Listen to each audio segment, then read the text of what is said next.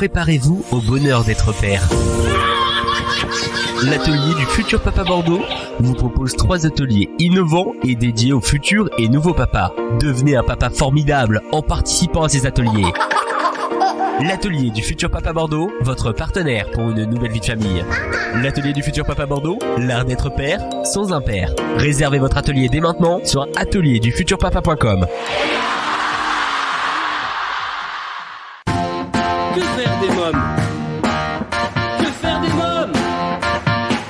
Que faire des mômes? Que faire des mômes? Que faire des mômes?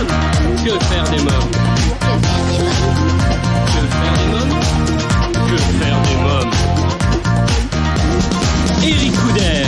Bonjour à tous, bienvenue, c'est Eric Couder, des invités, des actualités, des sorties pour la famille. C'est absolument tout ce que vous pouvez retrouver chaque semaine à la radio et en podcast en écoutant votre émission Que faire des mômes. Le 8 mars, c'est la fête de la Journée internationale de la femme. Le thème de cet événement est leadership féminin pour un futur égalitaire dans le monde de la Covid-19. Ce thème célèbre les incroyables efforts déployés par les femmes et les filles du monde entier pour façonner un futur et une relance plus égalitaire suite à la pandémie de la Covid-19. Donc Que faire des mômes, les femmes sont très souvent mises à l'honneur car sans elles, pas de mômes, et qui dit pas de mômes, pas d'émission. Alors bonne fête à toutes les femmes du monde. Allez, tout de suite, le sommaire de l'émission.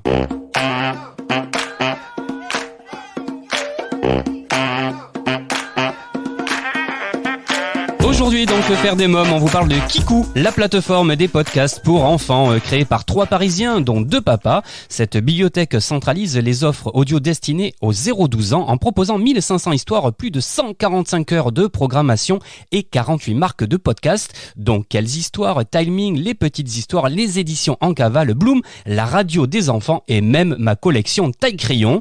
Gratuite, simple et rapide d'utilisation, la plateforme est disponible sur ordinateur, mais également en iOS, Android et UA, l'occasion de divertir les enfants loin des écrans tout en leur permettant de développer leur vocabulaire et de faire voyager leur imagination.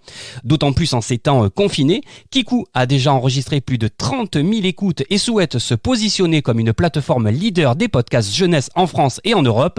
Pour en parler, je recevrai Yannick Ichan. Puis en deuxième partie, on parlera de confiance en soi grâce à une habituée de Que faire des mômes, l'autrice jeunesse psychologue au sein de l'éducation nationale et psychothérapeute Sylvette Granger, que j'aurai le plaisir de recevoir pour son livre Augustin ne veut pas quitter le nid chez Neva Éditions. Mais avant de retrouver mes invités, voici pour commencer une bonne idée de jeu pour vous amuser en famille.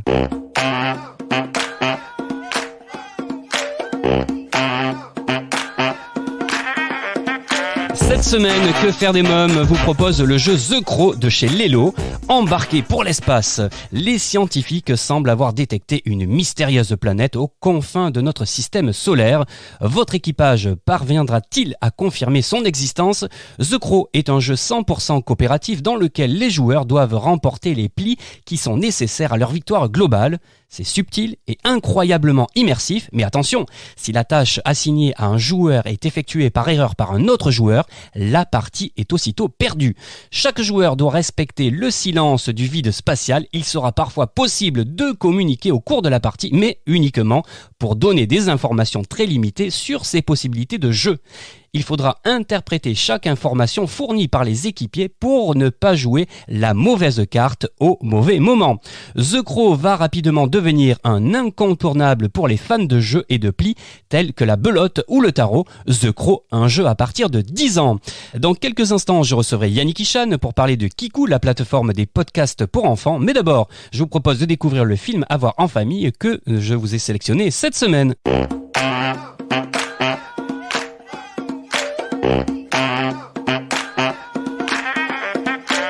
Dans notre rubrique film, aujourd'hui, coup de projecteur sur le film d'animation Vaiana des studios Disney, sorti en 2016, disponible sur la plateforme de streaming Disney+. Vaiana, la légende du bout du monde, raconte l'aventure d'une jeune fille téméraire qui se lance dans un voyage audacieux pour accomplir la quête inachevée de ses ancêtres et sauver son peuple. Au cours de sa traversée du vaste océan, Vaiana va rencontrer un demi-dieu. Ensemble, ils vont accomplir un voyage épique riche d'actions, de rencontres et d'épreuves. Je vous propose de découvrir la bande-annonce. Sais-tu qui est Maui? Le plus grand demi-dieu de toutes les îles du Pacifique. son hameçon magique, il a ralenti la course du soleil, fait naître des îles de l'océan, vaincu des monstres. Et je sais de quoi je parle. Je suis Maui. Hey, tu me laisses faire, s'il te plaît? Timali, Tama, les Tamatoa, et oi,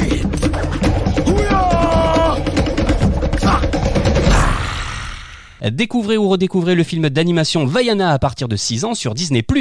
Alors si vous êtes des habitués de l'émission, vous avez pu remarquer que depuis quelques temps, nous vous proposons une rubrique actualité préparée par Adeline et Myliam des Petits Cultivés.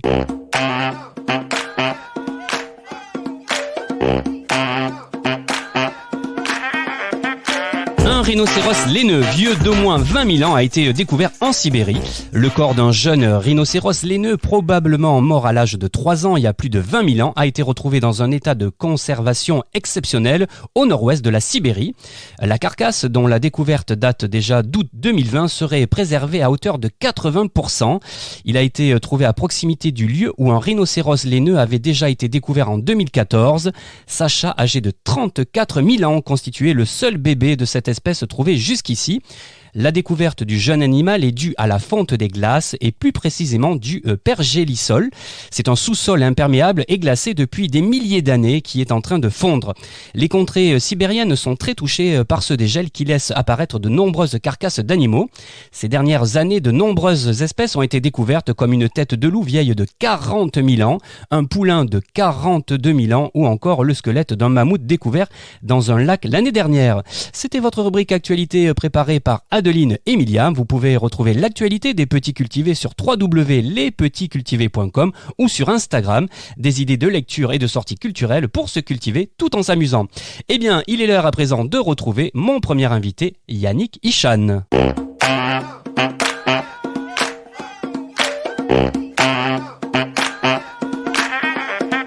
Bonjour Yannick Ichan. Bonjour Eric, comment allez-vous? Très bien, vous aussi, vous êtes en forme? On essaie de profiter de ce beau temps, on va dire, pour être en forme et positif. Très bien. Alors vous êtes à l'origine de Kikou, une plateforme de podcast pour les 0-12 ans, gratuite et sans inscription. Avant de parler de la plateforme, qu'est-ce qu'un podcast et une plateforme de podcast? Alors tout simplement, si on va considérer le podcast jeunesse, en fait l'idée c'est la même chose que lorsque un parent raconte une histoire, et ben le podcast joue les mêmes codes. Donc le principe c'est de pouvoir avoir en audio une histoire qui est racontée par un auteur où justement on va pouvoir développer l'imaginaire de l'enfant et on va pouvoir le faire rêver. Et une plateforme de podcast, c'est tout simplement pouvoir rassembler tous les contenus d'un même sujet à un seul et même endroit pour justement faire en sorte, dans le cas de Kikou, faire en sorte que les parents puissent trouver facilement ce qu'ils cherchent pour leurs enfants. Yannick Ichan, est-ce que l'on peut dire que l'audio est une source d'apprentissage et de bien-être?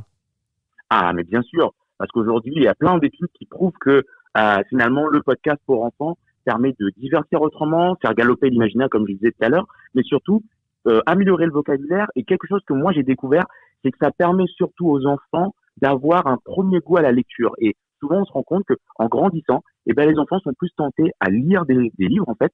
Et ça, c'est vraiment le point du podcast. Alors, il faut savoir qu'en France, une famille sur 3 fait écouter des podcasts à ses enfants, dont 20% de manière hebdomadaire. Hein. Oui, c'est ça. Et en plus, ce qui était intéressant, c'est qu'autrefois, en fait, le podcast pour enfants était principalement écouté le soir. Effectivement, c'était pour la fameuse histoire du soir. Et là, on se rend compte, depuis justement qu'il y a eu le confinement, que l'écoute, ça se généralise un petit peu sur toute la journée.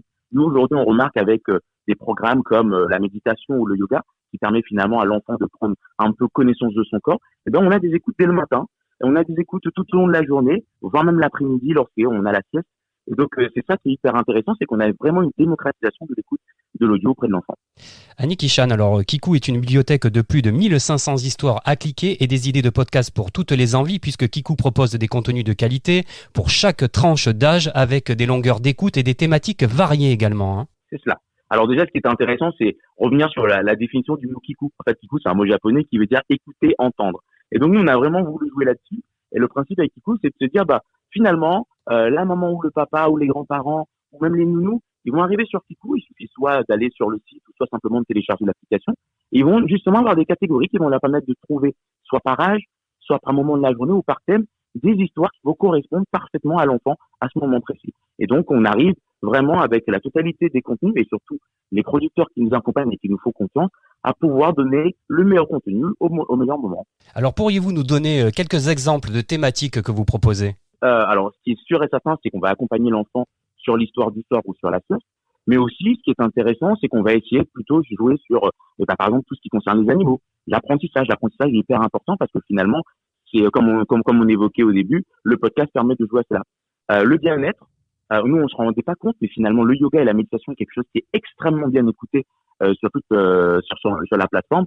Et surtout, les histoires drôles, parce que franchement, les enfants, ils aiment bien rigoler. Et c'est assez intéressant d'avoir ces petites histoires qui permettent finalement à l'enfant de bien commencer ou d'accompagner son drôle.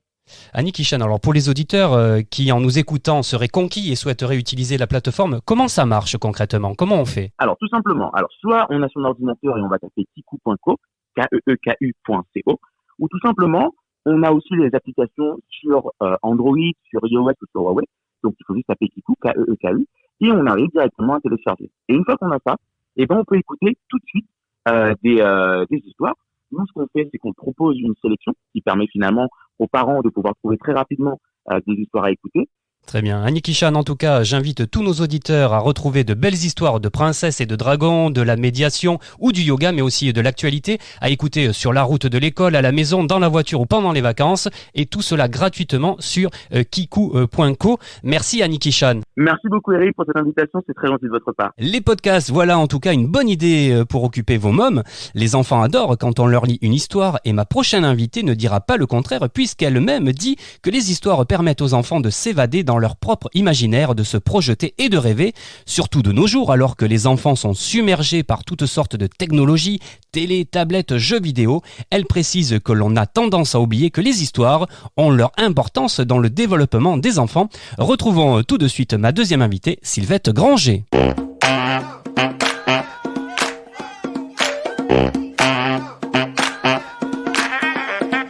Bonjour Sylvette Granger. Bonjour Eric. Alors vous êtes psychologue et autrice jeunesse. Si je vous reçois aujourd'hui, c'est pour parler de votre ouvrage « Augustin ne veut pas quitter le nid », publié chez Neva Éditions. Les illustrations sont de Vincent Belbary. Alors ce livre conte l'histoire de deux fauvettes, Sidonie et Ferdinand, qui donnent naissance à 4 œufs. 3 d'entre eux deviendront des oisillons, Aglaé, Alfred et Augustin. Mais malheureusement, les bébés ne grandissent pas au même rythme. Alfred, lui, demeure le plus chétif de la couvée. Oui, c'est ça. Ouais. Comme je le précise dans l'histoire, c'est vrai qu'ils ne se développent pas au même rythme, comme souvent quand on peut avoir des jumeaux ou des triplés, ou tout simplement dans une classe d'âge du même âge chez les enfants, on peut avoir des enfants qui sont à l'avance et d'autres qui sont dans le rythme et d'autres qui sont un peu en retard. C'est pas le cas d'Aglaé en tout cas, puisqu'elle a suivi avec beaucoup d'attention l'enseignement et les conseils de sa maman. Aussi, la voilà désormais bien résolue à s'éloigner du nid familial. Hein. C'est ça. Quant à Augustin, lui, parfois il fait d'horribles cauchemars, il rêve qu'il perd le contrôle de son vol, que ses ailes restent bloquées. Hein. C'est ça, c'est un petit oiseau qui a envie d'imiter sa sœur, parce qu'il voit qu'Aglaé réussit très bien, qu'elle vole, qu'elle s'éloigne du nid sans aucune appréhension apparemment, et donc il idéalise ce qu'elle est en train de elle réaliser et que lui ne parvient pas à faire parce que il a effectivement très très peur, il a encore besoin d'être encouragé, d'être rassuré, il est pas prêt, il se sent pas prêt, alors qu'il a un très très fort désir de s'éloigner du nid. Mais c'est ce paradoxe qu'il y a, si vous voulez, dans l'apprentissage et dans le fait de grandir, c'est qu'il y a une forme de clivage qui se crée entre une partie de moi qui a envie d'explorer le monde qui m'entoure, envie de découvrir, et l'autre partie de moi qui a peur, qui fait que je peux pas y aller. Et c'est vrai que souvent on peut donc développer des angoisses, de très fortes angoisses, des peurs qui au résultat provoquent de vrais blocages. Alors maintenant, quelques mots sur Fanou le hibou qui joue un rôle important justement, qui est un peu le sage, le guide et même l'enseignant, on va dire. Hein. C'est ça, oui, c'est une forme d'enseignement. C'est lui qui va intervenir parce que, comme je raconte dans l'histoire, il a entendu les bruits circulent aussi dans la forêt. Oui. Donc, il a entendu dire que ce petit Augustin était terrifié, terrorisé, et que il n'arrivait pas à prendre son envol. Donc, Fanou, le sage, celui qui dispense un certain savoir, vient à sa rescousse. Et il faut avouer qu'à un moment donné, quand il intervient, il n'est pas très tendre. Ouais. Vous avez pu le remarquer. Exactement, hein. exactement. Voilà. Oui, Ouais. il lui dit, on raconte dans la forêt que tu n'as pas le courage de t'envoler, que tu es faible et froussard. Voilà ce qu'il lui dit. Voilà, c'est ça. C'est ça. Alors, c'est vrai que c'est pas très encourageant, hein. Vous allez me dire, pour une psychologue, vous y allez fort. Mais c'est vrai qu'à un moment donné, il faut, ce coup de pied, quoi, hein, ce coup de pied aux fesses. Ouais. C'est-à-dire qu'à un moment donné, il faut déclencher, et le renvoyer à son côté un peu inhibé, un peu timoré, qui fait que ça fait de lui un petit oiseau dont les autres risquent de se moquer, alors qu'il a tout à fait, comme il lui explique, que tu en as tout à fait les aptitudes, ce qui n'a rien à voir avec son petit frère, qui lui n'a pas les capacités encore, hein, parce qu'il est faible et il n'a pas encore la maturité requise pour accéder à ce stade de l'envol. Mais Augustin, il a tout ce qu'il faut, il est équipé, donc il faut qu'il y aille. Voilà. Alors justement, Sylvette Granger, est-ce que c'est important de dire les choses aux enfants sans détour? Parce que c'est ce que fait Fanou. Oui, il est un peu brutal quand même. Hein. Oui, c'est pour ça. Oui, c'est la pointe humoristique, hein. C'est-à-dire qu'en fait, quelquefois, vous avez des enseignants qui ménagent pas les élèves. Hein. Oui. Donc voilà. Et un enfant qui va être coucouné, qui va être cajolé, qui va être dans un cocon un peu trop protecteur, va effectivement recevoir les consignes d'apprentissage un peu trop directes. Il va mal les recevoir parce que ça va le heurter.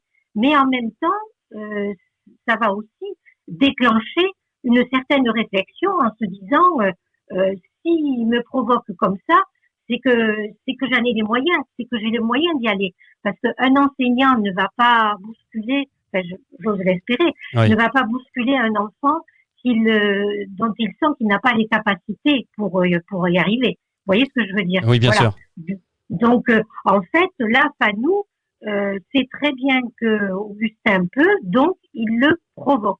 C'est une forme de provocation. C'est important, ça, de leur dire franchement les choses plutôt que de passer par plusieurs détours. C'est souhaitable dans le sens où, pour que l'enfant gagne en confiance, il faut qu'il ait le regard soutenant de ses parents. Et pas simplement le regard soutenant protecteur, mais le regard, il faut qu'il voit dans les yeux de ses parents qu'il est capable, qu'il peut le faire, qu'il peut y arriver. Si le parent a un doute, émet des réserves sur la capacité de son enfant à faire un exercice, à réussir quelque chose, l'enfant va le ressentir. Et il va tellement bien le ressentir que effectivement, il va rester sur sa réserve et il risque de rester bloqué par son angoisse ou sa peur de faire la chose tout seul. Voilà. Donc effectivement, c'est comme je dis, c'est dans le regard des parents, dans la façon dont les parents vont amener la consigne, le conseil, que l'enfant va ressentir si ses parents lui font confiance ou pas. Et c'est une question de réciprocité. Si je vois la confiance dans l'œil de mes parents, je vais gagner confiance en moi et je vais pouvoir le faire. Donc, si vous voulez, indirectement, j'insisterai beaucoup sur les effets pervers, si vous voulez, de l'hyperprotection. Oui. Quand on veut trop cajoler un enfant et trop le coucouner, quelquefois, on obtient l'effet inverse de ce que l'on voudrait produire. On va dire quelques mots sur les très belles illustrations également de Vincent Belbary. Hein. Ah oui. C'est magnifique. C'est magnifique. C'est un illustrateur qui dessine énormément d'animaux, qui voyage beaucoup pour découvrir les animaux dans leur environnement et qui s'inspire de tout ce qu'il voit, et j'avoue qu'il le reproduit, mais vraiment merveilleusement bien. Sylvette Granger, je rappelle que vous êtes psychologue et autrice. Si je vous ai reçu aujourd'hui, c'est pour votre livre Augustin ne veut pas quitter le nid, publié chez Neva Éditions. Merci Sylvette Granger. Avec grand plaisir. Eh bien voilà, encore un bon moment passé en compagnie de Sylvette Granger que j'ai toujours plaisir à recevoir dans l'émission. On continue dans la littérature puisqu'il est l'heure de vous présenter ma sélection livre de la semaine.